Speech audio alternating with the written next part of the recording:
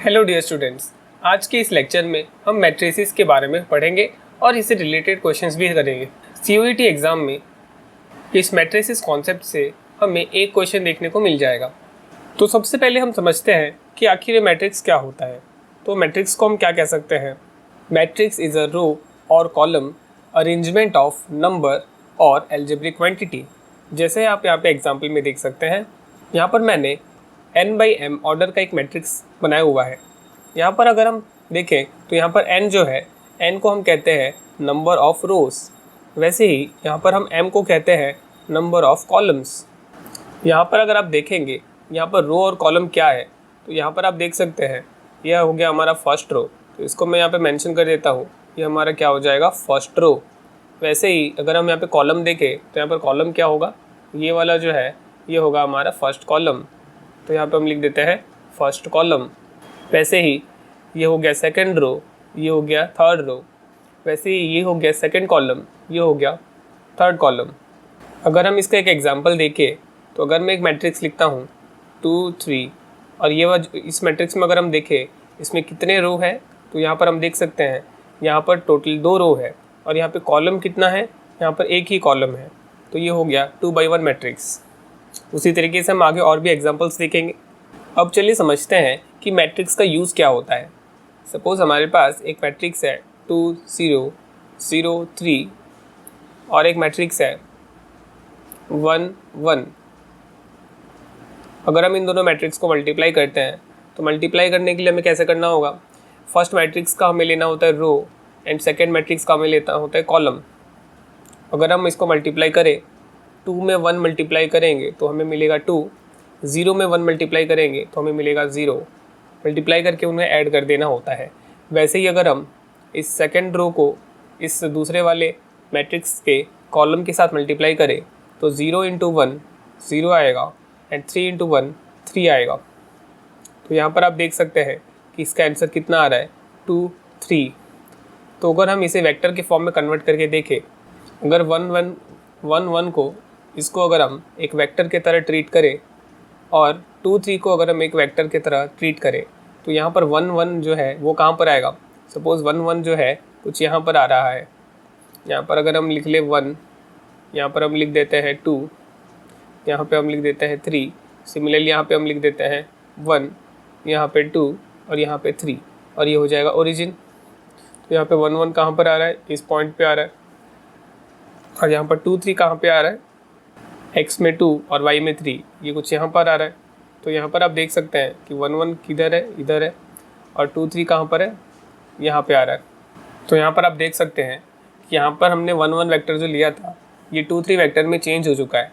That means यहाँ पर हमने जो मैट्रिक्स यूज़ किया 2 0 0 3, ये एक्चुअली क्या कर रहा है, ये वाला जो मैट्रिक्स है ये क्या कर रहा है, ये हमें एक वेक्टर को दूसरे वेक्टर में चेंज करके दे रहा है। तो हम यहाँ पे क्या कह सकते हैं, मैट्रिक्स का यहाँ पे यूज़ क्या आया, यहाँ पर हम बोल सकते हैं कि ये जो मैट्रिक्स है it transforms one vector into another vector.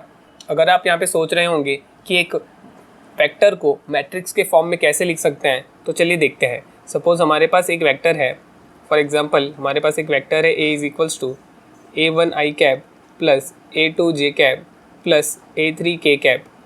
तो यहाँ पर इस a वेक्टर को हम अगर हम लिखना चाहे मैट्रिक्स फॉर्म में, तो हम चाहे तो उसे इस तरीके से लिख सकते हैं, यानी i कैप के साथ j कैप के साथ एंड k कैप के साथ क्या है, उसे यहाँ पर हम लिख सकते हैं इस तरीके से मैट्रिक्स फॉर्म में। या फिर हम चाहे तो इसको इस तरीके से भी लिख सकते हैं, a vector = a1 a2 a3, यानी हम चाहे तो उसे एक कॉलम में लिख सकते हैं या तो हम चाहे तो उसे हम एक रो में भी लिख सकते हैं। तो यहाँ पर मैं लिख देता हूँ और। अब चलिए देखते हैं कि एक मैट्रिक्स रिफ्लेक्शन का कैसे काम करता है। तो सबसे पहले हम देखेंगे reflection matrix about y axis. ये जो reflection matrix about y axis होता है ये कुछ इस तरीके से होता है, -1 0 0 1। अगर हम दूसरा एक मैट्रिक्स लेते हैं एक्स वाई, और इस एक्स वाई को अगर हम देखें, ये रिप्रेजेंट करें इसे एक्स एंड वाई एक्सिस में, तब ये कहाँ पर आएगा, एक्स वाई जो है आप ग्राफ में देख सकते हैं ये यहाँ पर आ रहा है। अगर हम यहाँ पे मैट्रिक्स मल्टीप्लिकेशन करें तो यहाँ पर देखते हैं क्या आता है। यहाँ पर इस मैट्रिक्स के फर्स्ट रो को दूसरे मैट्रिक्स के फर्स्ट कॉलम के साथ मल्टीप्लाई करेंगे तो हमें यहाँ पर क्या मिल रहा है, -x मिल रहा है। इसी तरीके से अगर हम इसके सेकेंड रो को फर्स्ट कॉलम से मल्टीप्लाई करेंगे तो हमें क्या मिल रहा है, y मिल रहा है। अगर हम इसे देखें माइनस एक्स वाई कहाँ पर आ रहा है, तो माइनस एक्स वाई जो है हमें कुछ यहाँ पर देखने को मिल रहा है, माइनस एक्स वाई ये वाला मैट्रिक्स हमको यहाँ पे देखने को मिल रहा है। और यहाँ पे आप देख भी सकते हैं कि अगर हम वाई एक्सिस में एक मिरर लगा दें तो यहाँ पर एक्स वाई का जो मिरर जो रिफ्लेक्शन आता है वो कहाँ पर आता है, यहीं पर आता है। दैट मीन्स अगर हमारे पास -1 0 और 0 1 है तो ये हमारा हो जाएगा reflection matrix about y axis. उसी तरीके से अगर हमें reflection matrix about x axis चाहिए तो ये क्या होगा, ये होगा 1 0 0 -1। और अगर हम -x y लेते हैं, अब इसमें हम जानना चाहते हैं कि ये x एक्सिस में हमें रिफ्लेक्शन क्या देगा अबाउट x एक्सिस। तो अगर हम वही मिरर वाला कॉन्सेप्ट लगाए तो यहाँ पर अगर मिरर लगाए तो इसका इस ऑब्जेक्ट का जो मिरर इमेज आएगा वो कहाँ पर आएगा, वो कुछ यहाँ पर आने वाला है, राइट। यहाँ पर जो है उसका जो मिरर इमेज वो आने वाला है। दैट मीन्स यहाँ पर क्या आना चाहिए, -x -y आना चाहिए। और यहाँ पर हम चेक भी कर सकते हैं मल्टीप्लाई करके। अगर हम इसके फर्स्ट रो को फर्स्ट इसके कॉलम के साथ मल्टीप्लाई करें तो हमें यहाँ पे -x मिल रहा है। इसके सेकेंड रो को इसके फर्स्ट कॉलम के साथ मल्टीप्लाई करें तो हमें क्या मिल रहा है, -y मिल रहा है। तो यहाँ से आप मल्टीप्लाई करके चेक भी कर सकते हैं और यहाँ पे मिरर वाला कॉन्सेप्ट भी लगा सकते हैं रिफ्लेक्शन निकालने के लिए। फिर एक होता है इन्वर्जन मैट्रिक्स। इन्वर्जन मैट्रिक्स कैसा होता है, ये हमारे पास होता है -1 0 0 -1। तो ये हो जाता है हमारे पास इन्वर्जन मैट्रिक्स। अगर हमारे पास -x -y है तो इसको मल्टीप्लाई करके देखते हैं कि ये क्या होता है। -1 को जब हम -x से मल्टीप्लाई करते हैं ये हमें दे देता है 1, -1 को -y से मल्टीप्लाई करते हैं, इसके फर्स्ट रो को इसके फर्स्ट कॉलम के साथ मल्टीप्लाई करते हैं तो ये हमें क्या दे रहा है, x दे रहा है। इसके सेकेंड रो को फर्स्ट कॉलम के साथ मल्टीप्लाई करके हमें यहाँ पे y मिल रहा है। और यहाँ पर आप देख सकते हैं -x -y, इसका अगर हम इन्वर्जन देखें यानी रिफ्लेक्शन अबाउट ओरिजिन देखें तो ये क्या आ रहा है, xy आ रहा है। वैसे ही xy का अगर हम इन्वर्जन निकालना चाहे यानी रिफ्लेक्शन अबाउट ओरिजिन निकालना चाहे तो ये क्या आ जाएगा, -x -y आ जाएगा। अब चलिए समझते हैं कि मैट्रिक्स में हम डॉट प्रोडक्ट किस तरीके से कर सकते हैं। क्योंकि हमने देखा कि एक वेक्टर को हम मैट्रिक्स के फॉर्म में लिख सकते हैं। दैट मीन्स वेक्टर में डॉट प्रोडक्ट होता है तो हम क्या कर सकते हैं ना, वेक्टर को मैट्रिक्स के फॉर्म में चेंज करके भी डॉट प्रोडक्ट कर सकते हैं। सपोज हमारे पास एक वेक्टर है A = A1i cap plus A2j cap plus A3k cap, और हमारे पास दूसरा वेक्टर है B जो कि है B1i cap plus B2j cap plus B3k cap. तो यहाँ पर हम A वेक्टर को क्या लिख सकते हैं, यहाँ पर हम चाहे तो A वेक्टर को = A1 A2 एंड A3 लिख सकते हैं इस तरीके से। और यहाँ पर कोई डायरेक्शन नहीं है तो यहाँ पे वेक्टर का साइन हम हटा सकते हैं। वैसे यहाँ पर भी कोई डायरेक्शन नहीं है तो हम यहाँ पे एरो का साइन हटा सकते हैं। वैसे हमारे पास ये दूसरा वेक्टर है, इसे हम कैसे रिप्रेजेंट करेंगे, B1 B2 B3, यानी बस डायरेक्शन हटाना है और बस मैग्नीट्यूड हमें लिखना है। तो डॉट प्रोडक्ट निकालने के लिए हम क्या करेंगे, यहाँ पे A का ट्रांसपोज कर देंगे, फिर उसे B के साथ मल्टीप्लाई करेंगे। A का ट्रांसपोज मतलब यहाँ पर हमारे पास A जो है क्या है, एक कॉलम है, तो ट्रांसपोज करने से A जो है क्या हो जाएगा कि एक हमारे पास एक रो बन जाएगा। तो हम A को कुछ इस तरीके से लिख सकते हैं, A ट्रांसपोज को हम कुछ इस तरीके से लिख सकते हैं। A ट्रांसपोज को हमें मल्टीप्लाई करना है B के साथ। B हमारे पास क्या है, B1 B2 B3, इसको हमें एज इट इज़ रखना है। अगर आप यहाँ पे सोचिए हम डायरेक्टली A इंटू B क्यों नहीं कर रहे हैं, क्योंकि A इंटू B जो है यहाँ पर पॉसिबल नहीं होगा, लेकिन A ट्रांसपोज इंटू B ये पॉसिबल हो सकता है। मल्टीप्लिकेशन कौन सा पॉसिबल होगा कौन सा नहीं होगा, इसे जानने के लिए चलिए हम एक एग्जांपल से समझते हैं। सपोज हमारे पास P एक मैट्रिक्स है, उसका हमारे पास जो ऑर्डर है वो है m/n, यानी उसका रो है m, उसका नंबर ऑफ कॉलम है n। इसे अगर हम Q मैट्रिक्स से मल्टीप्लाई करते हैं जिसका ऑर्डर है n/p, यानी Q मैट्रिक्स का जो नंबर ऑफ रोज़ है वो n है और Q मैट्रिक्स का जो नंबर ऑफ कॉलम है वो p है। तो यहाँ पर अगर ये दोनों सेम हो जाता है, ये अगर दोनों सेम हो जाते हैं मतलब पहले वाले मैट्रिक्स का नंबर ऑफ कॉलम एंड दूसरे वाले मैट्रिक्स का नंबर ऑफ रोज अगर सेम हो जाता है तब ये मल्टीप्लिकेशन पॉसिबल है। और मल्टीप्लिकेशन होकर हमको जो मैट्रिक्स मिलेगा इसका ऑर्डर हमें यहाँ से मिलता है। तो इसका ऑर्डर क्या हो जाएगा, m/p। दैट मीन्स हमारे मल्टीप्लिकेशन का जो प्रोडक्ट आता है, प्रोडक्ट यानी जो रिजल्ट आता है, रिजल्ट का ऑर्डर क्या होगा, पहले वाले मैट्रिक्स का नंबर ऑफ रोज एंड दूसरे वाले मैट्रिक्स का नंबर ऑफ कॉलम। तो यहाँ पर आप देख सकते हैं कि यहाँ पे ए का ऑर्डर क्या है, यहाँ पे नंबर ऑफ रोज कितने हैं, 3 है, नंबर ऑफ कॉलम यहाँ पे 1 है, यहाँ पे भी नंबर ऑफ रो कितना है, 3 है, नंबर ऑफ कॉलम कितना है, 1 है। तो यहाँ पर आप देख सकते हैं अगर हम ए मैट्रिक्स को बी के साथ मल्टीप्लाई करना चाहे तो ये नहीं हो पाएगा, क्योंकि ये क्या आ रहा है, ये नॉट सेम आ रहा है, नॉट सेम। लेकिन अगर हम ए का ट्रांसपोज कर देंगे तो यहाँ पर आप देख सकते हो यहाँ पे नंबर ऑफ़ रोज़ कितना है, नंबर ऑफ़ रोज़ यहाँ पे 1 हो चुका है एंड यहाँ पे नंबर ऑफ़ कॉलम कितना है, 3 है। और हमारे पास यहाँ पे बी का ऑर्डर क्या है, 3/1 है। दैट मीन्स यहाँ पर अब ये क्या हो चुका है, सेम हो चुका है। और हमें जो रिज़ल्ट मिलने वाला है उसका ऑर्डर क्या होगा, 1/1 होगा। दैट मीन्स इस वाले केस में मल्टीप्लिकेशन जो है नॉट पॉसिबल है, इस वाले केस में मल्टीप्लिकेशन जो है पॉसिबल है। नेक्स्ट चलिए अलग अलग टाइप के मैट्रिक्स को थोड़ा सा स्टडी करते हैं। सबसे पहला टाइप का जो मैट्रिक्स आता है वो है रो मैट्रिक्स। रो मैट्रिक्स को हम पहले भी देख चुके हैं और ये कैसा होता है, इसमें ना हमको सिर्फ रोज़ मिलेंगे, इसमें हमें सिर्फ क्या मिलेंगे, रोज़ मिलेंगे। और इसका ऑर्डर अगर हम देखें ध्यान से तो ऑर्डर लिखते हैं नंबर ऑफ़ रोज़ इनटू में कॉलम। तो यहाँ पे रो कितना होगा, सिर्फ 1 होगा, और कॉलम कितना होगा, यहाँ पे कॉलम कितना भी हो सकता है। वैसे दूसरा टाइप का मैट्रिक्स क्या होगा, कॉलम मैट्रिक्स। और कॉलम मैट्रिक्स नाम से समझ में आ रहा है, हमने पहले भी देख चुके हैं। यहाँ पर क्या होगा, यहाँ पर कॉलम तो एक ही होगा, लेकिन यहाँ पर रोज़ जो है ये बहुत सारे हो सकते हैं। तो यहाँ पर रोज़ जो है ये बहुत सारे हो सकते हैं, लेकिन कॉलम सिर्फ एक होगा, तो इसका ऑर्डर हो जाएगा n/n। वैसे ही अगर हमारे पास तीसरा टाइप का मैट्रिक्स देखें तो ये होता है रेक्टेंगुलर मैट्रिक्स। जैसे कि एक रेक्टेंगल में क्या होते हैं, जो अपोजिट साइड्स होते हैं वो अनइक्वल होता है ना, यानी यहाँ पर भी number of rows and number of column जो है ये जो है अलग अलग होते हैं। जैसे यहाँ पर हम एग्जांपल के लिए कुछ इस तरीके से एक मैट्रिक्स लिख देते हैं, इसका ऑर्डर हम कुछ इस तरीके से लिख देते हैं, यानी यहाँ पे number of rows and number of columns जो है अलग अलग होने वाले हैं। 4th नंबर का मैट्रिक्स देखते हैं जो कि है स्क्वायर मैट्रिक्स। जैसे कि स्क्वायर में ऑल साइड्स इक्वल होते हैं, वैसे ही इस मैट्रिक्स में क्या होते हैं, number of rows and number of column जो है यहाँ पर इक्वल होते हैं। तो यहाँ पर हम इसका ऑर्डर लिख सकते हैं n/n, या तो हम इसका ऑर्डर को n/n बोल सकते हैं, या फिर हम ये भी कह सकते हैं ये एक स्क्वायर मैट्रिक्स है जिसका ऑर्डर है n। तो यहाँ पर हम लिख सकते हैं square matrix of order n।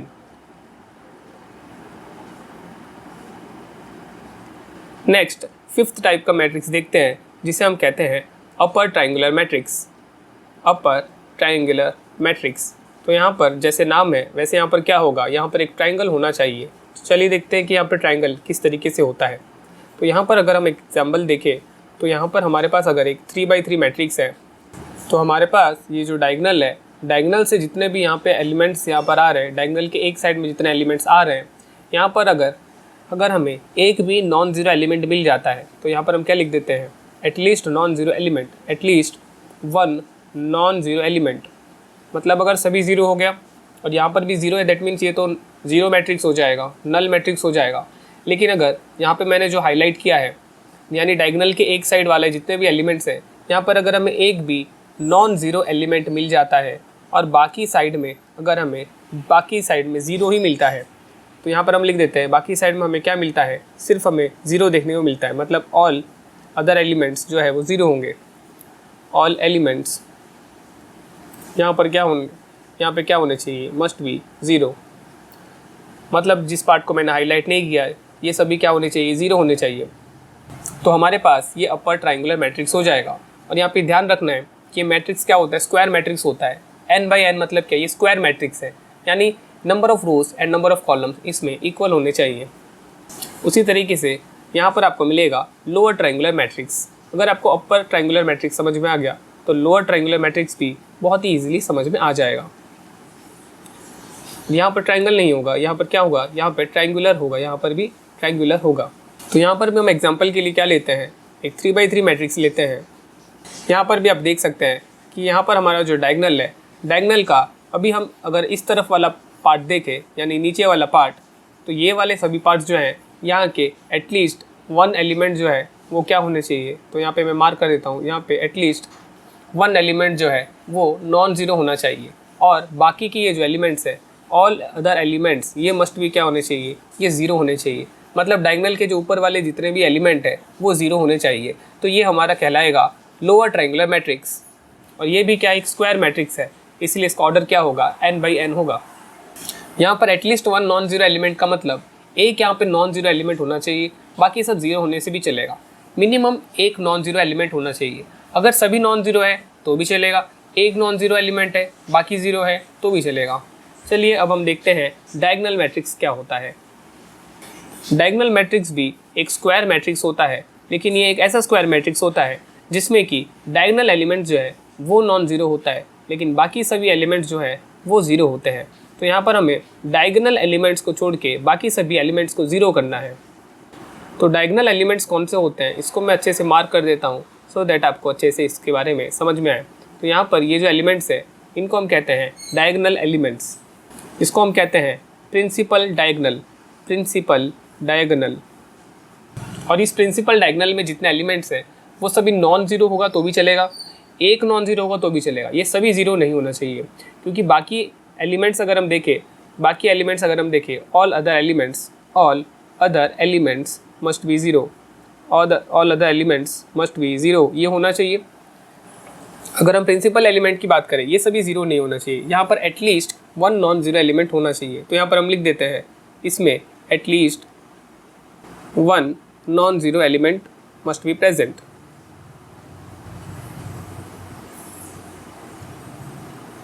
चलिए मैं आपको मैट्रिक्स में एलिमेंट्स का पोजीशन किस तरीके से होता है वो भी मैं आपको बता देता हूँ। यहाँ पर अगर हम बात करें, अगर हम यहाँ पे एक 3x3 मैट्रिक्स लेते हैं, यहाँ पर ये वाला अगर एलिमेंट अगर हम देखें तो एलिमेंट को अगर हम AIJ से रिप्रेजेंट करें तो I हमें क्या बताएगा, ये हमें बताएगा रो नंबर, ये हमें क्या बताएगा, रो नंबर बताएगा, और ये हमें बताएगा कॉलम नंबर। तो इसे हम लिख देते हैं कॉलम नंबर। तो अगर हम इस पोजीशन की बात करें तो यहाँ पर A11 आएगा क्योंकि ये रो नंबर 1 में है और कॉलम नंबर 1 में है। यहाँ पर जो एलिमेंट आएगा ये होगा रो नंबर 1 में लेकिन कॉलम नंबर 2 में। यहाँ पर एलिमेंट है रो नंबर 1 में लेकिन कॉलम नंबर 3 पे। यहाँ पर जो एलिमेंट है ये रो नंबर 2 पे आ चुका है लेकिन ये कॉलम नंबर यहाँ पे 1 है। यहाँ पर अगर हम देखें तो ये रो नंबर 2 है एंड कॉलम नंबर भी 2 है। ये वाला अगर हम देखें ये रो नंबर 2 है लेकिन कॉलम नंबर 3 है। फिर ये वाला एलिमेंट अगर हम देखें ये हम आ चुके हैं रो नंबर 3 पे लेकिन ये कॉलम नंबर 1 है। यहाँ पर होगा रो नंबर 3 लेकिन कॉलम नंबर 2। यहाँ पर होगा रो नंबर 3 लेकिन कॉलम नंबर 3। अब चलिए देखते हैं कि ट्रांसपोज को हम किस तरीके से कर सकते हैं। अगर हमारे पास AIJ है तो ट्रांसपोज करने से ये हमारे पास हो जाता है AJI। ट्रांसपोज को हम T से भी रिप्रेजेंट कर सकते हैं। और अगर हमारे पास सपोज़ एक एग्जांपल लेते हैं, हमारे पास एक मैट्रिक्स है 2 1 3 एंड 4 -1 0 3 6 9। तो इसको अगर हम ट्रांसपोज करना चाहें तो ट्रांसपोज करने से क्या होगा, यहाँ पर जो सिंपली अगर मैं बताऊँ तो यहाँ पर हमारे पास जो 2 1 3 ये क्या है, फर्स्ट रो है, इसको हम फर्स्ट कॉलम में चेंज कर सकते हैं। और यहाँ पर हमारे पास जो सेकंड रो है उसे हम सेकंड कॉलम में चेंज कर सकते हैं। और हमारे पास जो थर्ड रो है उसे हम थर्ड कॉलम में चेंज कर सकते हैं। तो इस तरीके से हम ट्रांसपोज इजीली निकाल सकते हैं। और यहाँ पर अगर आप देखें यहाँ पे डायगोनल एलिमेंट क्या थे, 2 -1 और 9। यहाँ पर भी आप देख सकते हैं कि ट्रांसपोज करने के बाद भी डायगोनल एलिमेंट्स 2 -1 और 9 है। क्योंकि अगर आप देखें A11 का अगर मैं ट्रांसपोज करूँ तो मुझे क्या मिलेगा, A11 मिलेगा। A22 का अगर मैं ट्रांसपोज करूँ तो मुझे क्या मिलेगा, A22 मिलेगा। यानी अगर हम दूसरे की बात करें A32 की बात करें, इसका ट्रांसपोज करूँ तो ये मुझे A23 देगा। लेकिन इसका मतलब क्या है कि डायगोनल एलिमेंट्स जो भी है उनका ट्रांसपोज करने से, यानी जो प्रिंसिपल डायगोनल एलिमेंट है उनका ट्रांसपोज करने से उनका पोजीशन नहीं बदलता है। लेकिन प्रिंसिपल डायगोनल एलिमेंट के अलावा कोई एलिमेंट है तो उसका ट्रांसपोज करने से उसका पोजीशन बदल सकता है।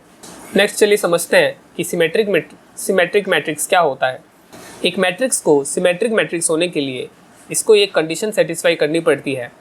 अगर A का ट्रांसपोज A के बराबर आता है तो इसको हम कहते हैं कि A जो है सिमेट्रिक मैट्रिक्स है। फॉर एग्जांपल हमारे पास एक मैट्रिक्स है 2 3 3 2। अगर हम इसका ट्रांसपोज करके देखें तो ट्रांसपोज करने से अगर हम 2 3 यानी फर्स्ट रो को फर्स्ट कॉलम बना ले और अगर हम यहाँ पे सेकंड रो को सेकंड कॉलम बना ले तो यहाँ पर आप देख सकते हैं कि यहाँ पे मैट्रिक्स का ट्रांसपोज करने के बाद भी ये मैट्रिक्स जो है बदल नहीं रहा है, यानी इसको हम सिमेट्रिक मैट्रिक्स कह सकते हैं। दूसरा टाइप का मैट्रिक्स आता है जिसे हम कहते हैं एंटी सिमेट्रिक मैट्रिक्स, या फिर इसे हम स्क्यू सिमेट्रिक मैट्रिक्स भी कह सकते हैं। स्क्यू सिमेट्रिक या फिर एंटी सिमेट्रिक मैट्रिक्स, इसमें क्या होता है, इसका भी एक कंडीशन होता है। अगर हम यहाँ पे ए का ट्रांसपोज करते हैं तो यहाँ पर हमें ये -a दे देता है। तो सपोज़ हमारे पास एक मैट्रिक्स है 0 3 और है -3 0, ये हमारा सपोज़ ए मैट्रिक्स है। इसका अगर हम ट्रांसपोज करें तो क्या आता है, यहाँ पर हम देख सकते हैं 0 3 यानी फर्स्ट रो को हम चेंज कर देते हैं फर्स्ट कॉलम में, एंड सेकेंड रो को हम चेंज कर देते हैं यहाँ पर सेकेंड कॉलम में। तो यहाँ पर हम देख सकते हैं कि ये जो है इक्वल नहीं आ रहा है। इक्वल करने के लिए हमें यहाँ पर एक माइनस साइन भी पुट करना पड़ेगा। और यहाँ पर आप देख सकते हैं कि अगर मैं माइनस साइन को इन सभी एलिमेंट के साथ मल्टीप्लाई कर दूँ, क्योंकि मैट्रिक्स के साथ जो भी मल्टीप्लाई होता है बाहर वो सभी एलिमेंट के साथ होता है, तो यहाँ पे माइनस को -3 के साथ मल्टीप्लाई करूँ तो मुझे मिल रहा है +3, एंड यहाँ पे माइनस को जब मैं +3 के साथ मल्टीप्लाई करूँ तो मुझे मिलता है -3। दैट मीन्स यहाँ पे ए का ट्रांसपोज -1 के बराबर आ रहा है। और यहाँ पर आप एक और चीज़ भी नोटिस कर सकते हैं कि यहाँ पर जो प्रिंसिपल डायगोनल एलिमेंट्स है ये सभी क्या है, ये 0 है। अगर ये 0 नहीं होगा तो यहाँ पर अगर हम माइनस साइन रखेंगे तो यहाँ पे डायगोनल एलिमेंट में माइनस साइन मल्टीप्लाई हो जाएगा, जिससे कि प्रॉब्लम हो सकता है। दैट मीन्स अगर आपके पास एक एंटी सिमेट्रिक मैट्रिक्स है तो आप यहाँ पे प्रिंसिपल डायगोनल एलिमेंट्स को देखकर ये अंदाज़ा लगा सकते हो कि ये हो सकता है कि एंटी सिमेट्रिक मैट्रिक्स हो। दैट मीन्स यहाँ पे स्क्यू सिमेट्रिक मैट्रिक्स का यानी एंटी सिमेट्रिक मैट्रिक्स का खास बात ये भी है कि इसका प्रिंसिपल डायगोनल एलिमेंट्स जो है ये क्या है, प्रिंसिपल डायगोनल एलिमेंट्स ये इज इक्वल्स टू क्या हो जाएंगे, सभी 0 हो जाएंगे। चलिए नेक्स्ट समझते हैं कि कॉन्जुगेट ट्रांसपोज क्या होता है। ट्रांसपोज तो आपको समझ में आ गया, अब कॉन्जुगेट ट्रांसपोज क्या होता है चलिए इसे भी हम समझ लेते हैं। यहाँ पर कॉन्जुगेट का मतलब क्या होता है, अगर हमारे पास यहाँ पर i है तो i का अगर हम यहाँ पे कॉन्जुगेट कर दें तो हमें मिल जाएगा -i। और ट्रांसपोज का मतलब तो आपने समझ लिया कि अगर आपके पास aij है तो इसका अगर हम ट्रांसपोज करें तो हमें मिल जाता है यहाँ पे aji। यहाँ पर i जो है, i यहाँ पर रिप्रेजेंट कर रहा है √(-1) को, और यहाँ पर i रिप्रेजेंट कर रहा है रो नंबर को। तो यहाँ पर आप एक डिफरेंस देख सकते हैं। दैट मीन्स अगर हमारे पास एक इमेजिनरी नंबर आ जाता है मैट्रिक्स के अंदर तब हम यूज़ करते हैं कॉन्जुगेट ट्रांसपोज को। अब चलिए इसका एक एग्जांपल भी हम देख लेते हैं। सपोज़ हमारे पास एक मैट्रिक्स है 2i 3i -3 4 5i 0 3 4, ये हमारे पास है एक मैट्रिक्स। अगर हम इसका कॉन्जुगेट ट्रांसपोज करना चाहें तो इसे हम क्या लिखेंगे, तो कॉन्जुगेट ट्रांसपोज मतलब क्या, पहली बात तो हमें कॉन्जुगेट करना पड़ेगा राइट, और कॉन्जुगेट करने के बाद हमें क्या करना पड़ेगा, इसका करना पड़ेगा ट्रांसपोज। तो सबसे पहले तो हम देखते हैं कि कॉन्जुगेट कैसे होता है। तो कॉन्जुगेट मतलब सिंपली हमें क्या करना है, -i को i कर देना है और i को -i कर देना है। तो यहाँ पर हम 2 लिख देते हैं, i को -i कर देते हैं, और यहाँ पे +3i को -3i कर देते हैं, और -3 तो -3 रहेगा, 4 4 रहेगा, 5i को -5i कर देंगे, 0 को 0 करेंगे, 3 को 3, 4 को 4। यहाँ पे सभी एज इट इज़ रहेंगे, बस क्या होगा यहाँ पर जहाँ पर i है वो -i हो जाएगा, और जहाँ पे -i है जैसे फॉर एग्जांपल यहाँ पर अगर हम -3i लिख देते हैं तो ये हो जाएगा +3i। तो यहाँ पर हमने कॉन्जुगेट कर दिया है, अभी हमें क्या करना है, ट्रांसपोज करना है। और ट्रांसपोज हम कैसे करते हैं, हमें यहाँ पे जो फर्स्ट रो दिख रहा है इसे हम क्या कर देते हैं, फर्स्ट कॉलम में चेंज कर देते हैं। यहाँ पर हमें जो सेकंड रो दिख रहा है इसे हम क्या करते हैं, सेकंड रो को सेकंड कॉलम में चेंज कर देते हैं। और हमारे पास ये जो थर्ड रो है इसे हम क्या करते हैं, थर्ड रो को थर्ड कॉलम में चेंज कर देते हैं। आप इस कॉन्जुगेट ट्रांसपोज को इस साइन से भी डिनोट कर सकते हैं, इसको हम कहते हैं डैगर। यह वाला जो साइन है इसे हम कहते हैं क्या, डैगर कहते हैं। यानी डैगर का मतलब, अगर हम डैगर लिखे तो डैगर का यहाँ पे मतलब क्या होता है कि हमारे पास एक मैट्रिक्स है, उसका हम क्या कर रहे हैं, कॉन्जुगेट कर रहे हैं, यानी ये वाला स्टार मार्क कर रहे हैं, फिर उसका हम क्या कर रहे हैं, ट्रांसपोज कर रहे हैं।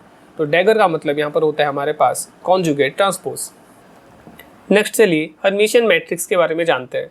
ये मैट्रिक्स ऐसा होता है जिसमें कि सपोज हम एक एग्जांपल लेते हैं, अगर हम ए का कॉन्जुगेट ट्रांसपोज निकालते हैं यानी ए का डैगर करते हैं, और अगर हमें ये ए देता है तब हम ए को कहेंगे हर्मिशियन मैट्रिक्स। अब चलिए देखते हैं इनके डायगोनल एलिमेंट्स की क्या खास बात होती है। तो हम यहाँ पे लिखते हैं फॉर डायगोनल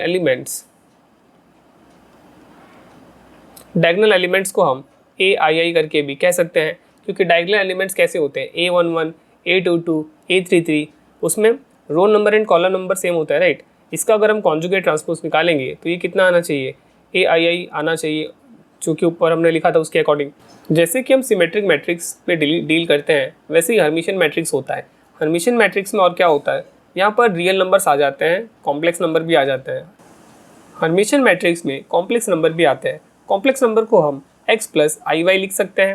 इसका हम यहाँ पर कॉन्जुगेट ले लेते हैं और यहाँ पर हम x प्लस आई वाई इस तरफ राइट साइड में लिख सकते हैं। अगर हम कॉन्जुगेट ले लेते हैं तो प्लस आई क्या हो जाएगा, माइनस आई हो जाएगा, और राइट साइड में क्या है, x प्लस आई वाई है। यहाँ पर आप देख सकते हैं ये दोनों इक्वल कब हो सकता है, ये दोनों इक्वल करने के लिए हमें क्या करना पड़ेगा, यहाँ पे y को 0 करना पड़ेगा। That means this is possible only when y is equals to 0। इसका मतलब हम यहाँ पे देख सकते हैं अगर y 0 हो जाएगा तो हमारे पास सिर्फ x बचेगा, और x यहाँ पर क्या है, real part of the complex number है। इसका मतलब यहाँ से क्या समझ में आ रहा है, that means diagonal elements of Hermitian matrix are always real. चलिए उसी तरीके से समझते हैं एंटी या स्क्यू हर्मिशियन मैट्रिक्स क्या होता है। यहाँ पर ए का डैगर हम करेंगे, यानी ए का कॉन्जुगेट ट्रांसपोज करेंगे तो हमें यहाँ पर क्या मिलेगा, माइनस ए मिलेगा।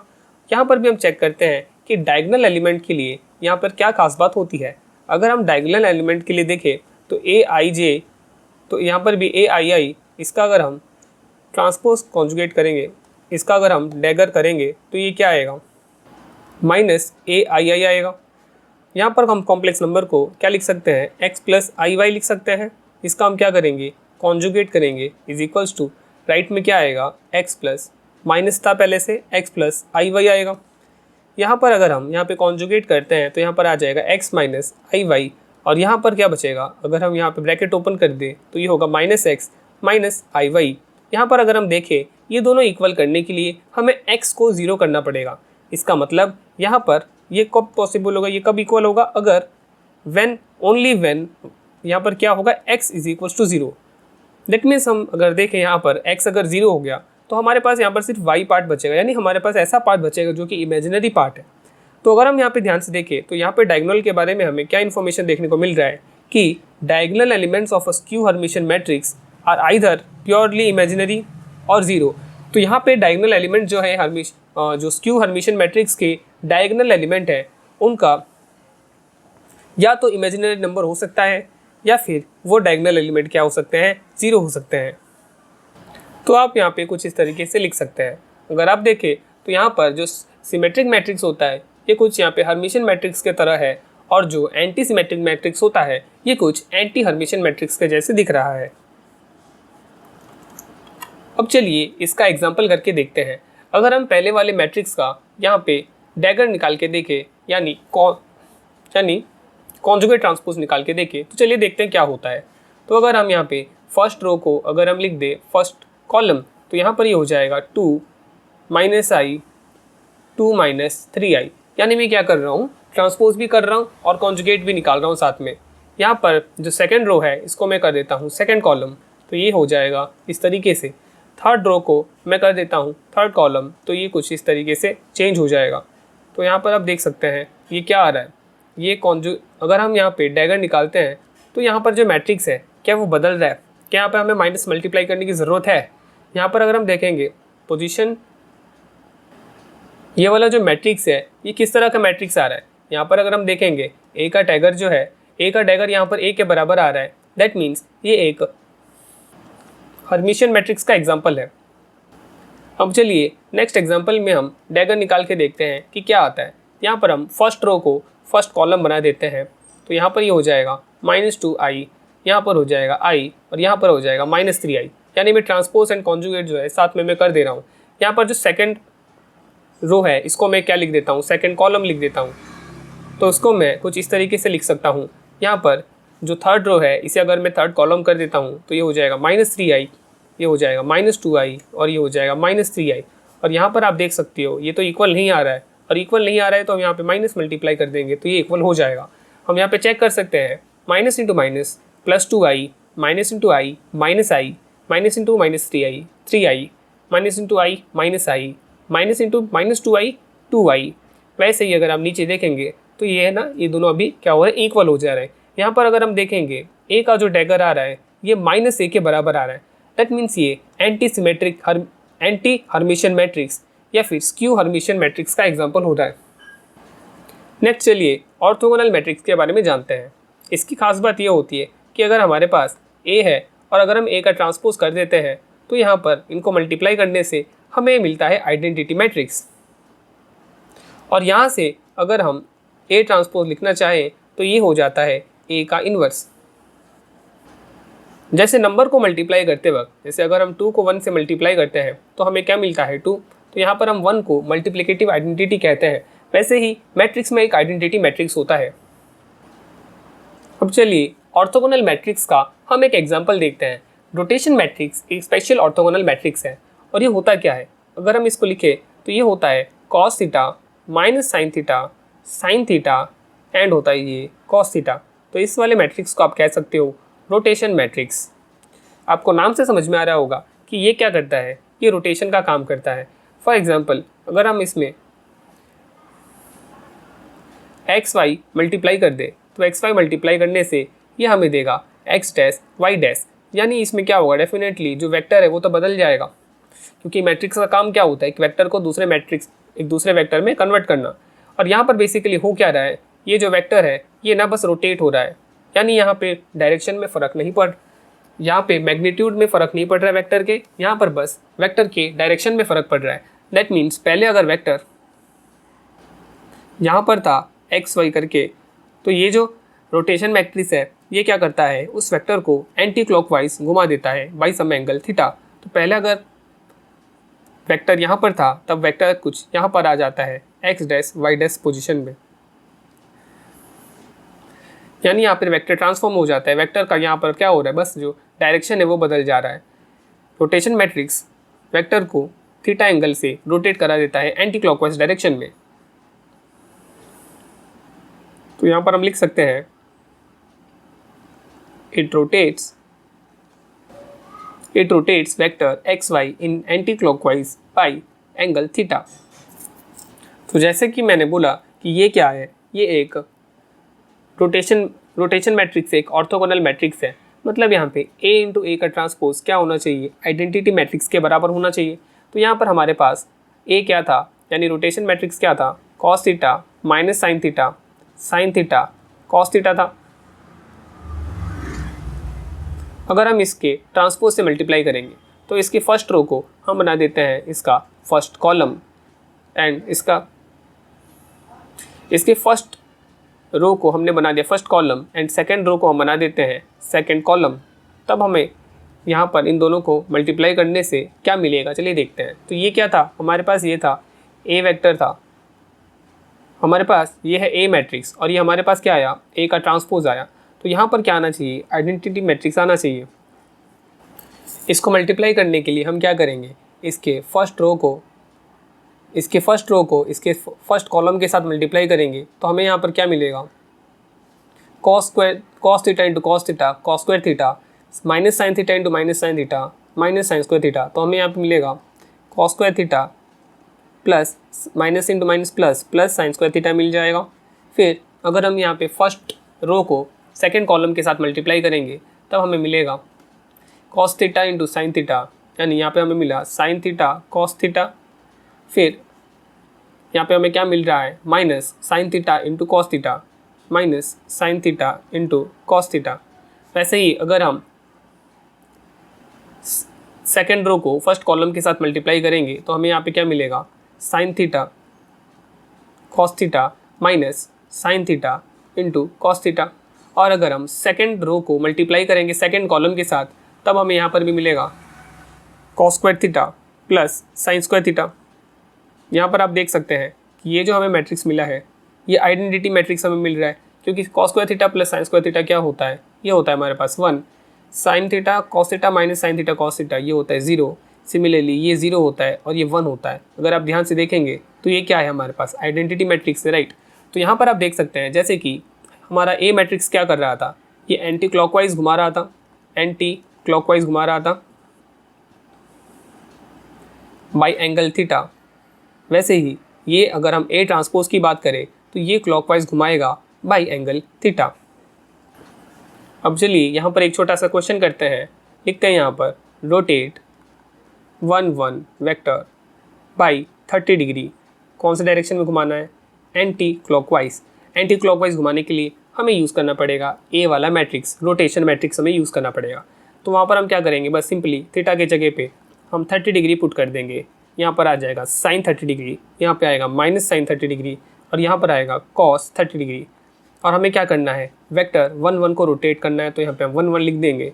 और जब हम इसके साथ मल्टीप्लाई करेंगे तब हमें क्या मिलेगा, √3/2। यहाँ पर हमें मिलेगा 1/2 और यहाँ पर हमें मिलेगा -1/2 और यहाँ हमें मिलेगा √3/2।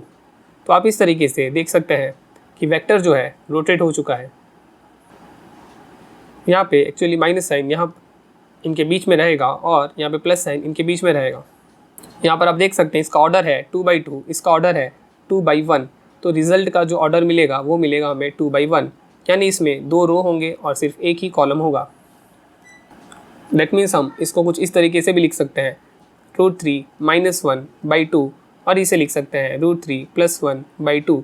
तो यहाँ पर हमें 2 रो मिल रहे हैं लेकिन सिर्फ यहाँ पर एक ही कॉलम है। नेक्स्ट चलिए यूनिटरी मैट्रिक्स के बारे में जानते हैं। यूनिटरी मैट्रिक्स भी ऑर्थोगोनल मैट्रिक्स के जैसे ही होता है, बट ऑर्थोगोनल मैट्रिक्स में हम सिर्फ ट्रांसपोज लेते हैं। यहाँ पर हम क्या लेंगे, यहाँ पर हम लेंगे कॉन्जुगेट ट्रांसपोज, यानी डैगर लेंगे। यहाँ पर a × a का डैगर = I होगा और यहाँ पर अगर हम a का कॉन्जुगेट ट्रांसपोज लिखना चाहते हैं तो ये हो जाएगा A इनवर्स। अब चलिए कुछ प्रॉपर्टीज़ देखते हैं ऑर्थोगोनल मैट्रिक्स का और यूनिटरी मैट्रिक्स का। फर्स्ट प्रॉपर्टी है ईच रो और कॉलम ऑफ यूनिटरी मैट्रिक्स या फिर ऑर्थोगोनल मैट्रिक्स, यूनिटरी मैट्रिक्स या फिर ऑर्थोगोनल मैट्रिक्स दोनों के सेम प्रॉपर्टीज़ हैं। तो बोला है इनके जो रो होते हैं, इनके जो कॉलम होते हैं, ये एक रो एक कॉलम इनके जो होते हैं ये यूनिट वेक्टर की तरह काम करते हैं। और हमें पता है जैसे i कैप यूनिट वेक्टर होता है और i कैप यूनिट वेक्टर होता है, इनका अगर हम डॉट प्रोडक्ट करेंगे तो ये हमें क्या देता है, 1 देता है। उसी तरीके से अगर हम एक एग्जांपल लेके देखें, अगर हमारे पास है cos theta minus sine theta और हमारे पास है साइन थीटा cos थीटा, तो यहाँ पर अगर हम इसमें अगर हम एक रो को लेके देखें, पर्टिकुलरली सपोज हम एक पर्टिकुलर रो को लेके देखते हैं, इस रो को अगर हम उसी रो के साथ मल्टीप्लाई करके देखना चाहें तो मल्टीप्लाई हम किस तरीके से करते हैं, सबसे पहले तो इस वाले रो को हमें क्या करना पड़ेगा, ट्रांसपोज करना पड़ेगा। तो ये हो जाएगा cos थीटा साइन थीटा।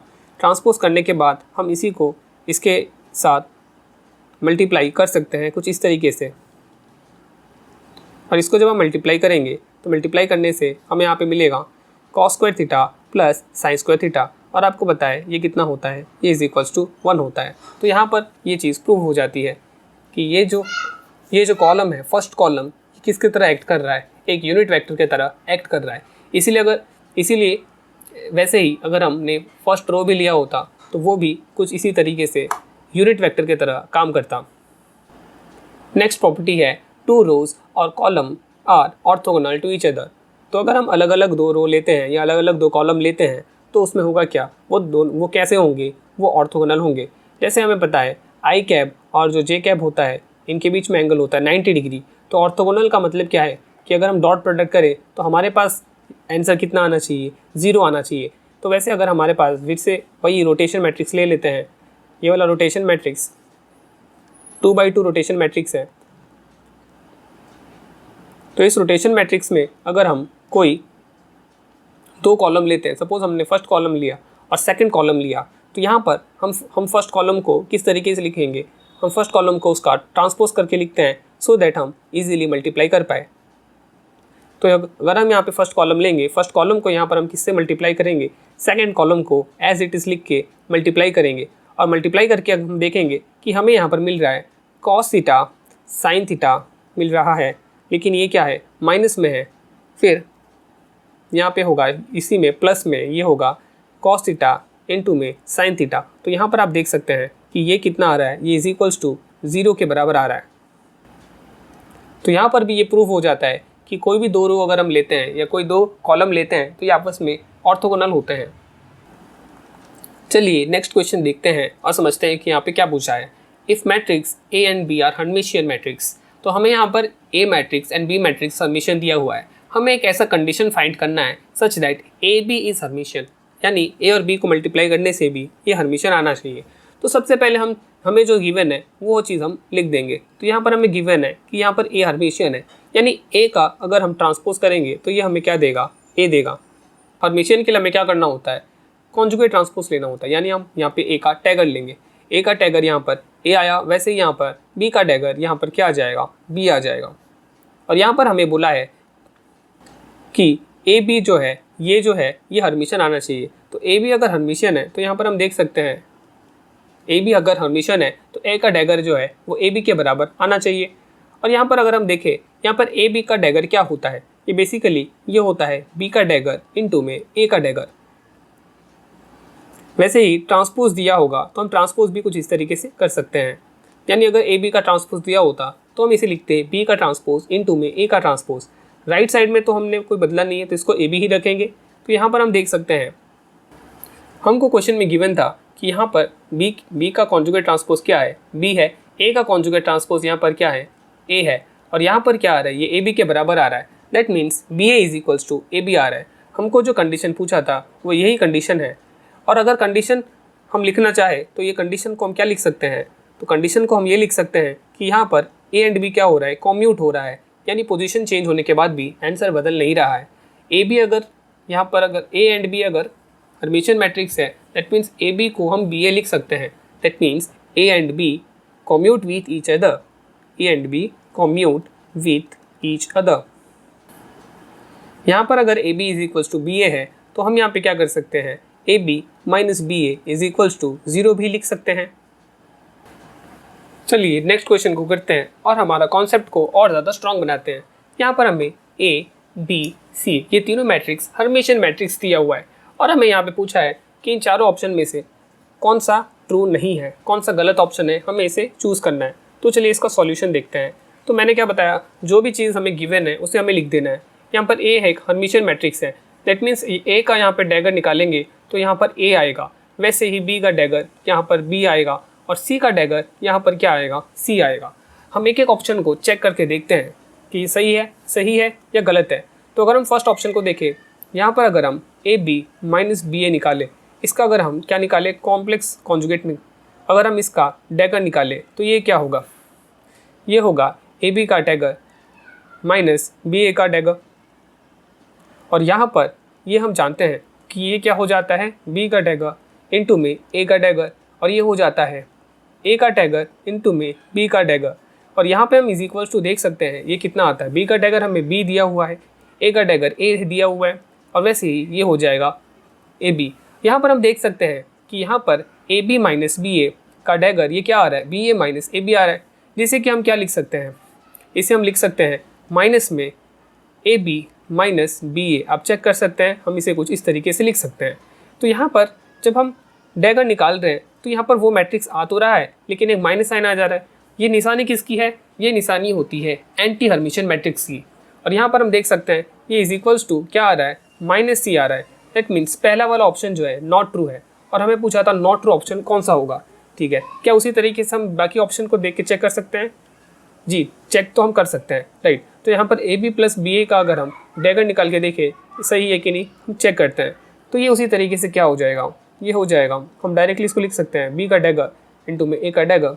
यहाँ पे हम लिख सकते हैं प्लस ए का डैगर इंटू में बी का डैगर, जो कि हमें क्या देता है, ये देता है B A plus A B. और इसको हम चाहे तो A B plus B A भी लिख सकते हैं, क्योंकि हमें ये सी के बराबर दे रहा है। दैट मीन्स सेकेंड ऑप्शन सही है। फिर अगर हम सी को चेक करके देखें, ए बी ए इसका अगर हम डैगर निकाल के देखें तो हमें यहाँ पे क्या मिलेगा, यहाँ पे हमें मिलेगा, यहाँ पे जो लास्ट में है उसे हम पहले लिख देंगे फिर डैगर, सेकंड में जो बी है उसे हम लिख देंगे बी का डैगर, फिर फर्स्ट में जो ए है उसे हम लिखेंगे लास्ट में ए का डैगर। ये हमें क्या देगा, ए बी ए। इसका मतलब ये सी हो सकता है क्योंकि सी हर्मिशियन है और यहाँ पर ए बी ए हर्मिशियन आ रहा है और यहाँ पर सी भी हर्मिशियन है, तो ये पॉसिबल है। लेकिन फर्स्ट वाले केस में यहाँ पर ये वाला मैट्रिक्स जो है ये है कैसा आ रहा है, एंटी हर्मिशियन आ रहा है। और यहाँ पर अगर हम देखें ये अगर एंटी हर्मिशियन आ रहा है दैट मीन्स ये सी नहीं हो सकता, क्योंकि सी तो कैसा है, हर्मिशियन है। तो ये वाला जो है ये पॉसिबल नहीं होगा। तो यहाँ पर हम माइनस सी ना लिख के इसको प्रॉपरली हम लिख दे, यहाँ पर हम लिख देते हैं एंटी हर्मिशियन, क्योंकि एंटी हर्मिशियन मैट्रिक्स, क्योंकि अगर ये हर्मिशियन मैट्रिक्स हमें देता तो ये सी हो सकता था, लेकिन क्योंकि एंटी हर्मिशियन मैट्रिक्स है दैट मीन्स ये जो है ये सी नहीं हो सकता है। हर्मिशियन मैट्रिक्स जानने के लिए हमें क्या करना होता है, अगर हम यहाँ पर ए का कॉन्जुगेट ट्रांसपोज करते हैं तो अगर हमें ए देता है तो ये हर्मिशियन मैट्रिक्स होता है। फर्स्ट ऑप्शन में अगर हम चेक करेंगे तो यहाँ पर हमें क्या मिल रहा है, यहाँ पर हमें ए का कॉन्जुगेट ट्रांसपोज माइनस ए मिल रहा है, दैट मीन्स ये तो क्या होगा, ये स्क्यू हर्मिशियन मैट्रिक्स होगा। लेकिन अगर हम सेकंड ऑप्शन को चेक करते हैं तो ये हमें क्या दे रहा है, ए का कॉन्जुगेट ट्रांसपोज हमें ए ही दे रहा है, दैट मीन्स हमें यहाँ पर ये कैसा मैट्रिक्स मिल रहा है, ये मिल रहा है हमें हर्मिशियन मैट्रिक्स। दैट मीन्स हमारा सही आंसर होगा ऑप्शन बी। ऐसे आप ऑप्शन सी एंड डी को भी चेक कर सकते हैं कि हर्मिशियन होगा या नहीं होगा। नेक्स्ट ये IIT JAM 2020 का क्वेश्चन है और यहाँ पर हमें दिया है P जो है एक हर्मिशियन मैट्रिक्स है, Q भी हर्मिशियन मैट्रिक्स है, तो इसमें से चारों ऑप्शन में से कौन कौन से ऑप्शन सही होंगे। यहाँ पर हमें हर्मिशियन मैट्रिक्स का डेफिनेशन तो दिया है, लेकिन अभी आपने पढ़ा है कि हर्मिशियन मैट्रिक्स क्या होता है, तो आप इसे कर सकते हैं। यहाँ पर हमें जो गिवन है उस चीज़ को हम लिख देते हैं। यहाँ पर P जो है हर्मिशियन मैट्रिक्स है, मतलब P का अगर हम कॉन्जुगेट ट्रांसपोज करेंगे तो ये हमें क्या मिलेगा, P मिलेगा, और Q का कॉन्जुगेट ट्रांसपोज करेंगे तो हमें क्या मिलेगा, Q मिलेगा। यहाँ पर देखते हैं फर्स्ट ऑप्शन, क्या PQ प्लस QP हर्मिशियन होते हैं या नहीं होते हैं। तो अगर हम फर्स्ट ऑप्शन को देखें PQ प्लस QP, अगर हम इसका कॉन्जुगेट ट्रांसपोज करें तो ये क्या हो जाएगा, ये हो जाएगा Q का ट्रांसपोज इंटू P का ट्रांसपोज प्लस ये हो जाएगा P का ट्रांसपोज इंटू में Q का ट्रांसपोज। ये इज इक्वल्स टू हम क्या लिख सकते हैं, Q का कॉन्जुगेट ट्रांसपोज हमें Q दिया है, P का कॉन्जुगेट ट्रांसपोज P दिया है, वैसे ये हो जाएगा PQ। यहाँ पर आप देख सकते हैं कि यहाँ पर PQ प्लस QP किसके बराबर आ रहा है, PQ प्लस QP के बराबर ही आ रहा है। दैट मीन्स ये हर्मिशियन मैट्रिक्स होगा, यानी फर्स्ट ऑप्शन जो है सही लिखा हुआ है। नेक्स्ट हम सेकंड ऑप्शन को चेक करते हैं कि ये सही है या नहीं है। यहाँ पर हमें दिया है I इंटू में PQ माइनस QP, इसका हमें क्या करना है, इसका हमें कॉन्जुगेट ट्रांसपोज निकालना है। तो I का कॉन्जुगेट क्या होता है, यहाँ पर माइनस I आ जाता है और फिर इसके अंदर क्या रहेगा, इसके अंदर रहेगा Q का कॉन्जुगेट ट्रांसपोज इंटू में P का कॉन्जुगेट ट्रांसपोज माइनस ये हो जाएगा P का कॉन्जुगेट ट्रांसपोज इंटू में Q का कॉन्जुगेट ट्रांसपोज, ये हो जाएगा माइनस I इंटू में QP माइनस PQ। और अगर हम इसको उल्टा करके लिखें तो ये हमें क्या देगा, और उल्टा करके लिखेंगे तो माइनस बाहर आ जाएगा और ये हो जाएगा I PQ माइनस QP। यहाँ पर भी आप देख सकते हैं कि यहाँ पर इस पूरे मैट्रिक्स का ट्रांसपोज जो है, इस पूरे मैट्रिक्स का जो डैगर है वो वही सेम मैट्रिक्स हमें दे रहा है। दैट मीन्स ये सेकंड ऑप्शन जो दिया है ये हर्मिशियन होगा हमेशा, ये भी सही है। नेक्स्ट हम सी चेक करके देखते हैं। अगर हम PQ को चेक करें, PQ का अगर हम कॉन्जुगेट ट्रांसपोज निकालें तो ये हमें देता है Q का कॉन्जुगेट ट्रांसपोज इंटू में P का कॉन्जुगेट ट्रांसपोज, ये हमें देगा Q इंटू में P। यहाँ पर हम देख सकते हैं PQ जो है QP के बराबर आ रहा है, तो ये चीज़ जो है ये हमेशा हर्मिशियन होगा करके ज़रूरी नहीं है, जैसे कि हमने आगे भी देखा हुआ था। अगर हम इसको इज इक्वल्स टू PQ लिखते तो जो PQ है वो कॉन्जुगेट, अगर ये इज इक्वल्स टू हम PQ लिख सकते तो हम इसको कह सकते थे इट इज़ ऑलवेज हर्मिशियन, जैसे कि हमने आगे देखा था। लेकिन ये QP is equals to PQ है कि नहीं हमें नहीं पता है, हमें नहीं पता है, तो ये जो है हमेशा हर्मिशियन ट्रांसपोज, ये हमेशा हर्मिशियन नहीं हो सकता है। वैसे ही आप लास्ट ऑप्शन भी चेक कर सकते हो कि हर्मिशियन ट्रांसपोज होगा या नहीं होगा, क्या ये हर्मिशियन मैट्रिक्स होगा या नहीं होगा। नेक्स्ट क्वेश्चन में हमें 3 मैट्रिक्स दिया हुआ है, सिग्मा 1, सिग्मा 2 एंड सिग्मा 3। ये IIT JAM 2017 का क्वेश्चन है। हमें यहाँ पे पूछा है कि इनमें से कौन सा ऑप्शन सही है। तो अगर हम फर्स्ट ऑप्शन को सॉल्व करके देखें तो यहाँ पर हमें क्या दिया हुआ है, सिग्मा 1 इंटू में सिग्मा 2। तो सिग्मा 1 यहाँ पे क्या है 0 1 1 0, और हमारे पास यहाँ पे सिग्मा 2 क्या है 0 I माइनस I 0, और हमें इसको देखना है मल्टीप्लाई करके क्या आ रहा है। फर्स्ट और सेकंड ऑप्शन में सिग्मा 1 सिग्मा 2 पूछा है, तो चलिए इसको सॉल्व करके देखते हैं। तो हमें यहाँ पर क्या मिल जाएगा, यहाँ पर हमें मिलेगा 0 माइनस I, फिर हमें यहाँ पे मिलेगा 0 प्लस 0, यहाँ हमें मिलेगा 0 प्लस 0, और यहाँ पे हमें मिलेगा I प्लस 0। तो ये चीज़ जो है कितना आ रहा है, ये इज इक्वल्स टू आ रहा है -i 0 0 और i। क्या अगर हम फर्स्ट ऑप्शन में देखें, फर्स्ट ऑप्शन में ये is equals to -i sigma 3 के बराबर बोला है। तो अगर हम इसमें -i मल्टीप्लाई करके देखें तो क्या इसमें -i मल्टीप्लाई करने से हमको ये मिल रहा है या खाली i सिग्मा 3 मल्टीप्लाई करने से मिल रहा है? तो इसे हम चेक करके देख सकते हैं। अगर हम सिग्मा 3 में i मल्टीप्लाई करके देखते हैं तो सिग्मा 3 क्या है, 1 0 0 -1। इसमें अगर हम i मल्टीप्लाई करके देखें तो ये क्या आएगा, चलिए इसको हम देखते हैं। तो i में 1 मल्टीप्लाई होगा तो ये हमें देगा i, फिर ये देगा 0,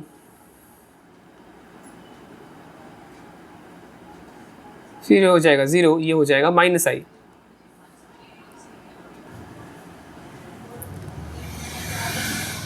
तो यहाँ पर ये सेकंड ऑप्शन के साथ मैच नहीं कर रहा है, तो यहाँ पर हम -i सिग्मा 3 को मल्टीप्लाई करके देखते हैं। तो अगर हम यहाँ पे -i रख देते हैं तो यहाँ पर आ जाएगा माइनस और यहाँ पर आ जाएगा प्लस, और ये हमारे ऑप्शन के साथ मैच कर रहा है। दैट मीन्स जब हमने सिग्मा 1 और सिग्मा 2 को मल्टीप्लाई किया तो हमें ये क्या दे रहा है, -i सिग्मा 3 दे रहा है। दैट मीन्स हमारा फर्स्ट ऑप्शन करेक्ट है एंड ये सेकंड ऑप्शन गलत हो जाएगा। नेक्स्ट क्वेश्चन IIT JEM 2011 का है। यहाँ पर हमें दिया है गिवन 2 मैट्रिसेस, 2 स्क्वायर मैट्रिक्स दिया है P cap and Q cap, और ये दोनों ही क्या है, हर्मिशियन है। दोनों हर्मिशियन नहीं है, नहीं, P कैप जो है हर्मिशियन है, Q कैप जो है ये एंटी हर्मिशियन है। हमें यहाँ पे पूछा है इनमें से कौन सा कॉम्बिनेशन जो है ये हर्मिशियन मैट्रिक्स होगा। तो चलिए इसका सॉल्यूशन हम देखते हैं। हमें यहाँ पर P कैप और Q कैप जानना है ये क्या होगा। तो इसका हम क्या करते हैं, कॉन्जुगेट ट्रांसपोज निकालते हैं। तो यहाँ पर ये क्या हो जाएगा, Q का कॉन्जुगेट ट्रांसपोज इनटू में P का कॉन्जुगेट ट्रांसपोज। तो यहाँ पर हमें गिवन में क्या दिया हुआ था, यहाँ पर हमें दिया है कि P कैप जो है ये हर्मिशियन है। तो P कैप हर्मिशियन है तो इसका अगर हम कॉन्जुगेट ट्रांसपोज निकालते हैं तो ये हमें क्या दे देगा, P कैप दे देगा। लेकिन Q क्या है, Q कैप क्या है, ये मैट्रिक्स जो है ये है स्क्यू हर्मिशियन। दैट मीन्स ये हमें क्या देगा, -Q कैप दे देगा। दैट मीन्स यहाँ पर जो हमें आंसर मिलेगा ये होगा -Q कैप इनटू में P कैप। तो यहाँ पर हम देख सकते हैं ये जो है हर्मिशियन नहीं आ रहा है। फर्स्ट ऑप्शन हमने चेक कर लिया, वैसे ही हम सेकंड ऑप्शन चेक करते हैं। यहाँ पे आया -P कैप Q कैप और इसका हमें निकालना है ट्रांसपोज। तो I का कॉन्जुगेट कर देंगे तो यहाँ पे हमें मिलेगा -i, और यहाँ पर हमें मिलेगा Q का कॉन्जुगेट ट्रांसपोज इनटू में P का कॉन्जुगेट ट्रांसपोज, जो कि देगा हमें प्लस में Q कैप P कैप। अभी भी ये क्या है, हर्मिशियन नहीं है। फिर अगर हम सेकंड ऑप्शन चेक करें P cap plus I Q cap, अगर हम इसका कॉन्जुगेट ट्रांसपोज निकालेंगे तो ये हमें देगा P का कॉन्जुगेट ट्रांसपोज माइनस में I, और ये हमें देगा Q का कॉन्जुगेट ट्रांसपोज। यहाँ पे P का कॉन्जुगेट ट्रांसपोज P कैप है और यहाँ पर हमारे पास Q का कॉन्जुगेट ट्रांसपोज -Q कैप है। तो यहाँ पर आ जाएगा प्लस में I Q कैप। यहाँ पर आप देख सकते हैं यहाँ पे जो मैट्रिक्स था यहाँ पर वही मैट्रिक्स आ रहा है कॉन्जुगेट ट्रांसपोज करने से। दैट मीन्स ये वाला जो है ये हर्मिशियन आ रहा है। वैसे अगर आप फोर्थ ऑप्शन चेक करेंगे तो ये वाला जो है हर्मिशियन मैट्रिक्स आएगा कि नहीं, आप इसे चेक भी कर सकते हैं। नेक्स्ट क्वेश्चन है IIT JEM 2008 का।